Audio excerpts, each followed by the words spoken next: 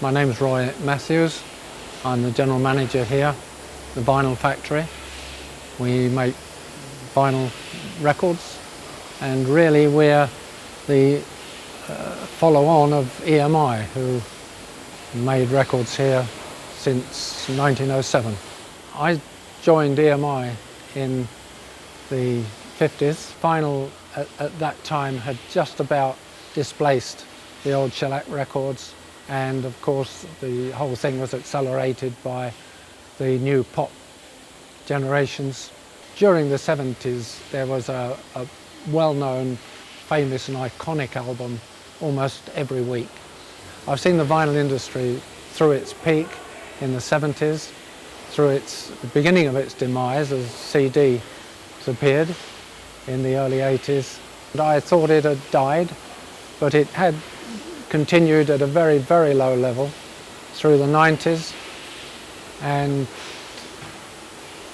saw a resurgence in the mid-90s when dance music hit the scene and the clubs, and with the DJ interest, vinyl revived. Took the industry by surprise. Most of the presses in this factory were rescued from around the world. Most of those in this country had been destroyed, and so there was a renaissance in that period, and since then it's really been a fairly stable business. The manufacturing process has changed very little in principle since 1907 when it started here. Of course it's more sophisticated and better controlled, and the materials are better. It starts with the receipt of say a cut lacquer from Barry at Alchemy. We take that and we coat it with silver. That's the first thing we do. A very, very fine coating of silver, chemically applied, sprayed on. We use that as a conductive layer, and we pass the electricity through it. And what we really do is electroplate nickel onto that up to quite a good thickness. And then we peel off that nickel layer, and that is a negative copy, an exact negative copy of the cut in the lacquer. It's very, very fine way of copying that, because we're putting it on molecule by molecule. That's our master. We want to keep that as an archive, so we make a copy of that. That's made of nickel, and that thin negative copy is our mould. We centre it to make sure the hole's exactly in the centre of the music. We play it for quality control purposes and make sure everything's as it should be. It's then put in a press, one top at the bottom for the A and B sides, and the press is a 100-ton hydraulic press. It's automatic.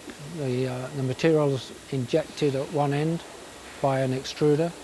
All our waste material is recycled within the plant and goes straight back into more records. The press takes its vinyl from a large 1-ton bag of pellets, specially formulated and compounded, and from that bag a tube conveys it automatically to the press. The press closes with its 100-ton pressure.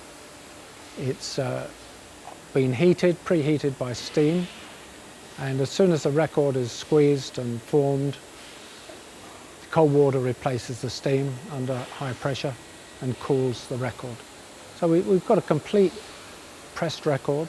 It has an edge that's spewed out, and that's trimmed off immediately after the pressing, and the record's placed in a bag. These days the average press is about 1,000, perhaps 1,500. Some of the more successful artists, we may produce 10,000, but 10,000 is a very big number these days. We have masters from, I could say all around the world, but it's certainly from Europe, Germany, France, from the States, and from Australia. If anyone wants to contact us, they can do so through our website, thevinylfactory.com.